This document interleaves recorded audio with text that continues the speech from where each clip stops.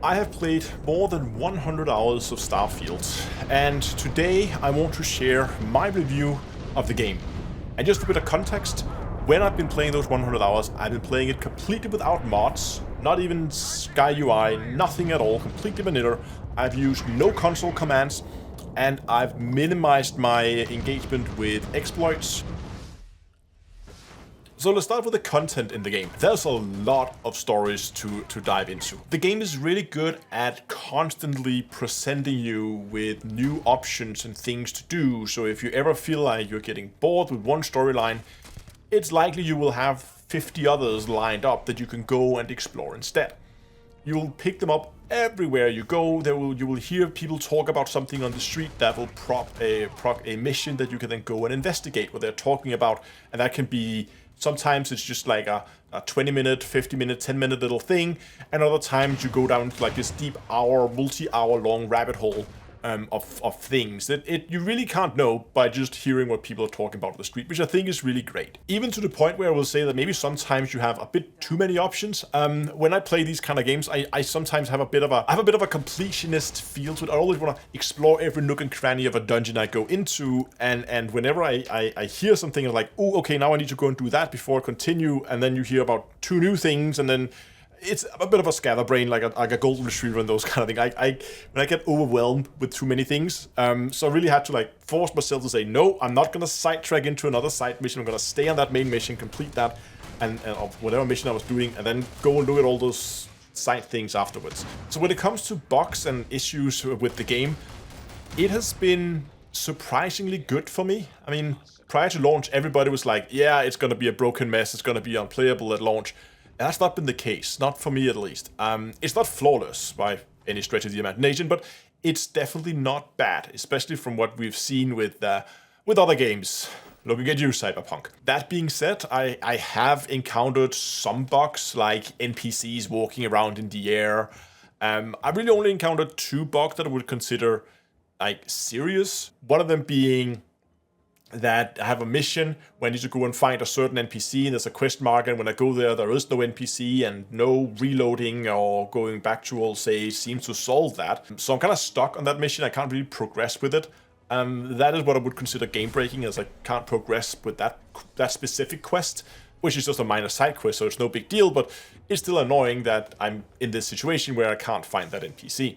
The second bug I encountered that was a bit game breaking for me was I was having this conversation with an NPC, they finished their dialogue, and then no dialogue option showed up for me. They were just sitting there staring at me, waiting for me to give a reply, which I couldn't because the options didn't show up on screen. A simple reload to my latest save, and then going back and doing that conversation again solved it, and luckily the game does autosave quite frequently.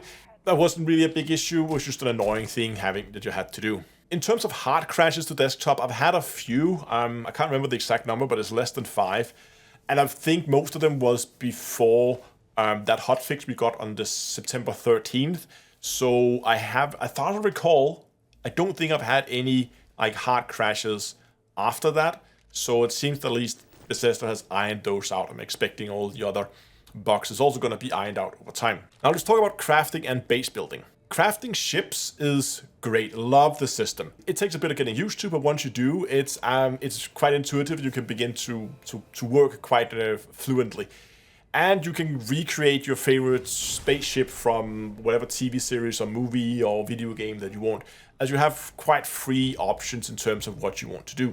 I also think they managed to hit quite a nice balance when it comes to the shipbuilding between complexity and ease of use, where it's not so complex that it's completely inaccessible unless you watched a 1-hour-long tutorial, but it's still complicated enough that you can actually make a build and say, hey, I want to do something that's really long range, or you want to do a short range blaster thing, or you want to do something that's fast, or do you want to have just a ton of internal space, or do you want to build a cargo hauler?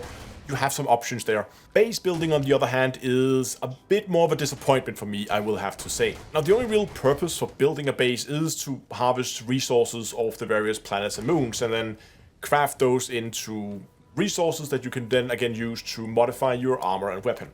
That part of it is actually okay, that kind of works, but I would have wished there was a bit more with base building. You can build more habitation-like bases where you can have all your crafting benches and you can put all your armor and weapons and stuff on display, if that's what you want to do. But the problem is, it's never actually going to be your home. And even though you can put all the crafting benches in there, they have one oversight, and that is the fact that as you're playing, you're going to collecting thousands and thousands and thousands of mass worth of resources, and there is no option to do these mass big storage containers that can hold all these resources, probably at least, in the game right now for your modified or for your own bases that you built yourself. And that means that even though I would love to build my own base and customize it and make it my home, or rent one of the, or buy one of the apartments you can get in the game, one of the different homes you can buy, and kit that out and make it my actual home that my character lives in, it's just not practical because I have no room to store all those resources that I need. The only place you really have room to store it is in the basement of the lodge, where there is a container with infinite storage. You can put it down there. I wish we could have just one container that we could put in our base that would have infinite storage where we could store all our resources for crafting. If we had that, then I would be much more inclined to go and build some kind of home base and call it home as well. Other things that I really wish that we would have would be the ability to craft weapons and suits. Right now we can't really do that. We have to find the weapons and suits and then modify them from there. There's also a lot of stats on the weapons and suit that we can't change. We can add modifications to it, but the traits that they get from being either like rare, unique, or legendary, you can't change those. And also the quality, where they will either be like refined or advanced or whatever they're called, you can't change those stats either. I wish there was a way to do those kind of upgrades to the weapon and the suit, and to change those traits as well as the modifications that we can already change. And now we're talking about crafting also. Ammo crafting is also kind of missing for me. There's a lot of weapons that require really rare ammo. I wish I could set up some kind of production line, mining materials from different planets and ferry them all to one place that would then craft that rare ammunition that I have a hard time getting my hands on. Because it just might mean that I find a super cool weapon that I'll never use because it uses some rare ammo that I only have like a few hundred shots of, and I'm gonna run out in no time if I actually begin using the weapon. So you end up with this, finding this really cool loot that you're never realistically going to use because you're going to be starved for ammo. So I wish there was an option for me to go out and craft ammo.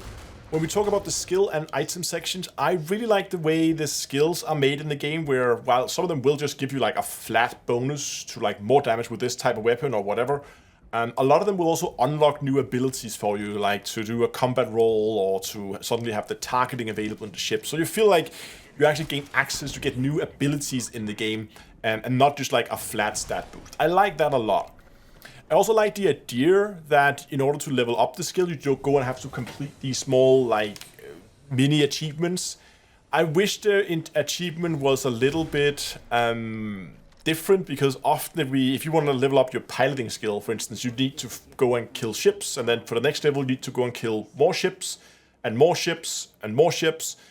I wish they were a little bit different. I wish they'd done something like, okay, here are 3 things you need to do in order to be able to unlock the next level. There could be like, oh, you need to kill 2 ships within 10 seconds of each other, or you need to, I don't know, make a jump longer than this amount of light years, or something like that, where you actually just have to go out and do something different for each level that get progressively more difficult, rather than it just being the same activity you do for each level, just have to do more of the same thing for each level. So the rank progression could be a little better, but the skills themselves is actually quite fun.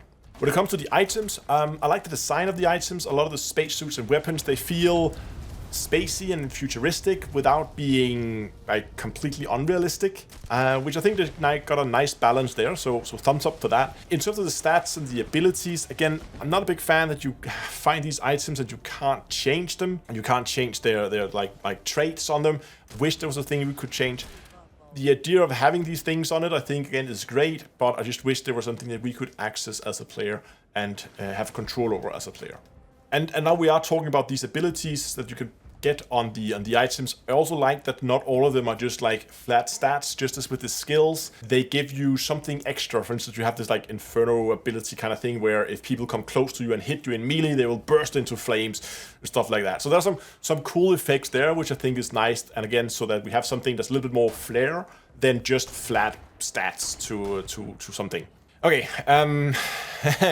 the last thing I want to talk about is loading scenes, because this has been one of the huge critique points on the game, I think, at least from the space gaming community.